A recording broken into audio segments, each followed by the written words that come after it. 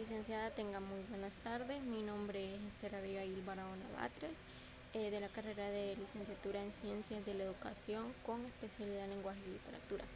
Este día vamos a hablar un poco acerca de lo que es didáctica general y de algunos temas que han sido impartidos en la cátedra.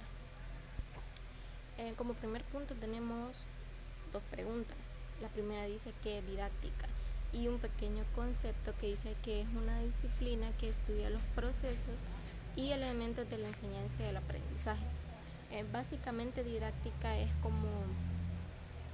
donde es un material que le ayuda a los maestros para poder buscar recursos y poder adaptar la clase para los alumnos y que ellos aprendan de una manera mucho más rápida. ¿Qué quiere decir?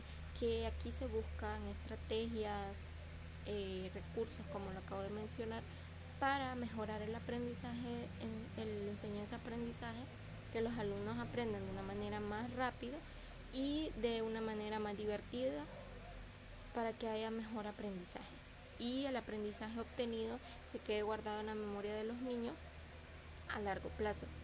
¿Para qué sirve? Permite una comprensión integral, los recursos pedagógicos fundamentales en el proceso de planificación de la enseñanza y el aprendizaje. Es lo mismo que yo les venía diciendo, que ayuda como a que la clase sea un poco más divertida, que sea más dinámica y de esa manera los alumnos aprenden mucho más rápido y el conocimiento que se ha adquirido se mantiene permanentemente a largo plazo y no se va a fumar en un momento como llegar a un salón de clase, ir a hablar y hablar y hablar y impartir una temática o escribir en la pizarra los conceptos y que ellos los pasen al cuaderno. Los alumnos no van a aprender porque repasando y creando actividades, haciendo dinámicas, se aprende de una manera mucho más rápida y más divertida. Luego tenemos lo que son los tres enfoques didácticos. Lo que es la educación pues ha venido cambiando durante los años, ha venido evolucionando y lo podemos ver claramente en estos tres enfoques, porque básicamente los tres enfoques didácticos son prácticamente los mismos que hace unos años atrás, pero con la diferencia que ahora los han venido modificando y les han venido haciendo ciertos ajustes, ciertos cambios, bueno, siempre para beneficiar a la educación y para hacer que los niños de nuestra actualidad pues aprendan mucho mejor, con recursos que antes no se utilizaban y pues haya mejor aprendizaje y formar personas mucho más íntegras en nuestro país. Por eso es que se han venido haciendo ciertos cambios en lo que es la educación con el fin de mejorar la educación en nuestro país. Tenemos como primer enfoque el enfoque centrado en el contenido, que básicamente se trata de uno de sus principales objetivos es asimilar información. ¿Qué quiere decir? Que los maestros, pues en este enfoque, trabajando con este enfoque, básicamente lo que los maestros hacen es llenar a los alumnos de información, impartir un tema, llenarlo, y lo que ellos pretenden es que los alumnos guarden toda esa información como si fuesen una computadora, que guarden todo ese contenido, que lo memoricen y que lo guarden a largo plazo para que después lo practiquen. Pero todos sabemos que eso no sucede, porque igual cuando vamos a exponer y nos memorizamos algo de lo que vamos a decir, en un segundo se nos olvida lo que los hemos memorizado, porque no funciona así nuestro cerebro funciona más con lo que es la práctica, practicando ciertas cosas. El aprendizaje se queda ahí, como dicen, que lo que se aprende jamás se olvida, y si nosotros practicamos y practicamos algo y lo aprendemos, jamás se nos va a olvidar. Ese aprendizaje va a quedar allí para siempre con nosotros. Tenemos el enfoque 2, que es centrado en habilidades. En este ya el maestro ya como que le da un poco más de prioridad al alumno, y ya el alumno es el principal en la clase. Ya el maestro lo que hace es nada más como crear las actividades, buscar información sobre los contenidos, y ya se los imparten al alumno. Ya el alumno tiene la capacidad de poder preguntar, de poder hablar y de poder poner en práctica las habilidades que él ya conoce. En el enfoque 3, que es centrado en conocimiento, aquí igual ya el alumno es el principal, el que se le da más prioridad.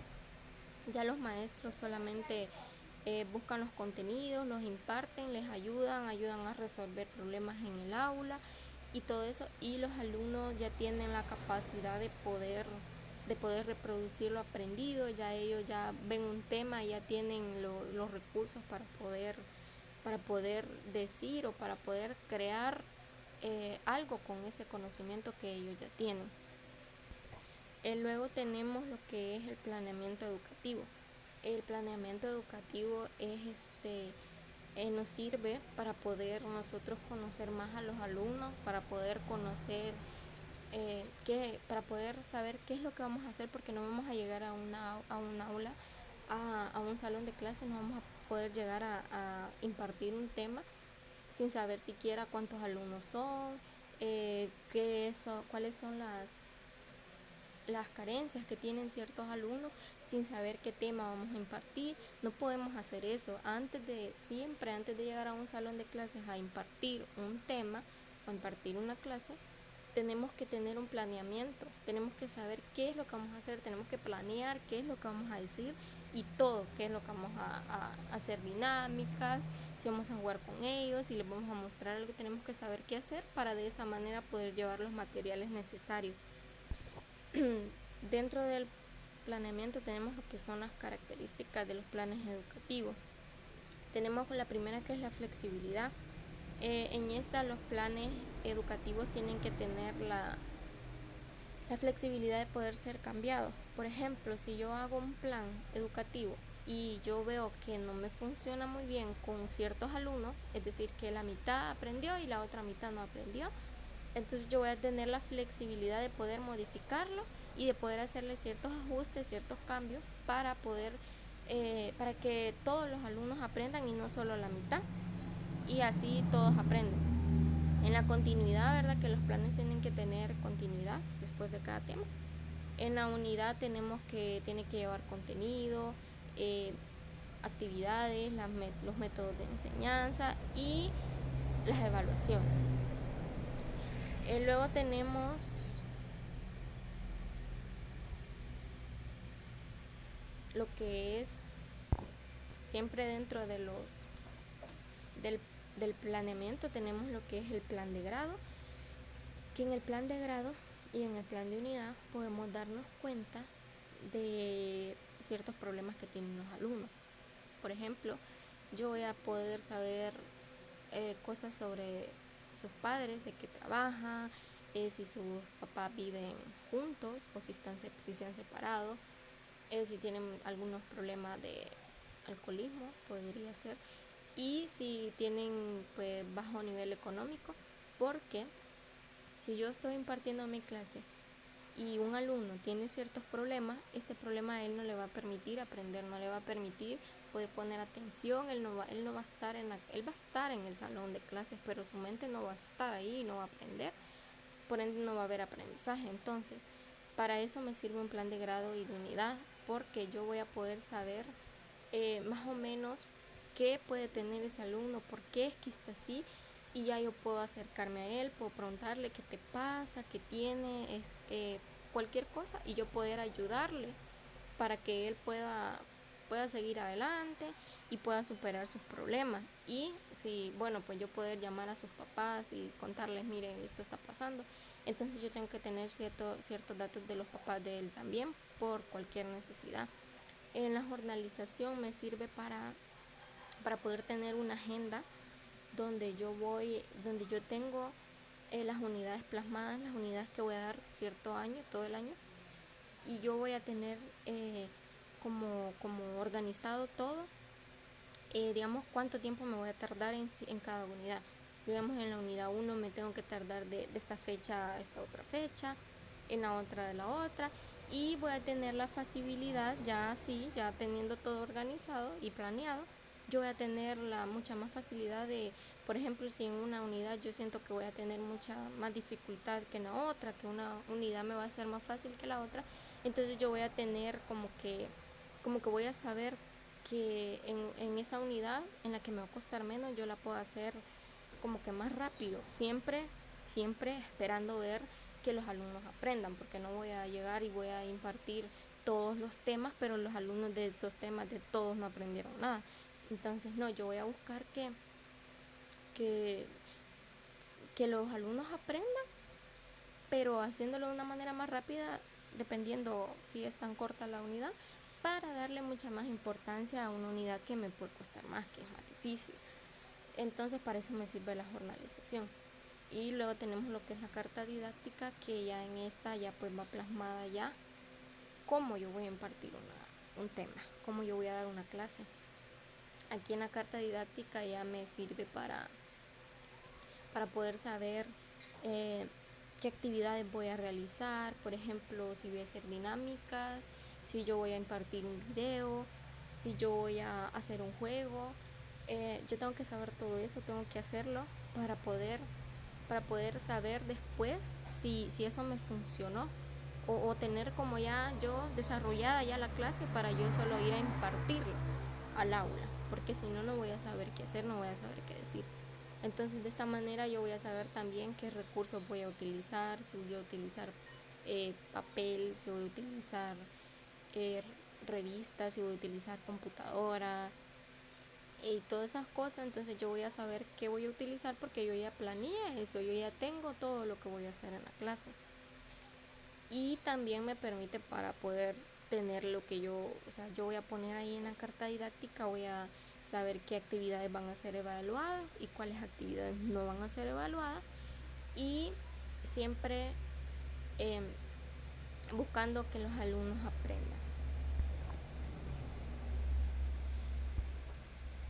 Luego tenemos los fines de la educación. Los fines de la educación pues es que los alumnos aprendan, y tenemos en sentido social que los alumnos pues sean capaces de poder ver la realidad en sentido individual y el sentido trascendental. Luego tenemos los objetivos del aprendizaje, que tenemos que son, los objetivos de aprendizaje son, bueno, como les estaba diciendo, los objetivos de aprendizaje son, es que nos ayudan es como la conducta que tienen los alumnos después de yo impartir un tema, después de que yo haya impartido un tema. Entonces, la importancia es que me va a permitir a mí como docente poder saber en qué fallé, o mejor dicho, en qué tengo que poner yo más para que ellos aprendan. Entonces, yo voy a saber dónde agregar más, dónde me faltó, y poder ayudarles, poder implementar más, poder poner más recursos para que ellos aprendan. Tenemos lo que es su clasificación, básicamente.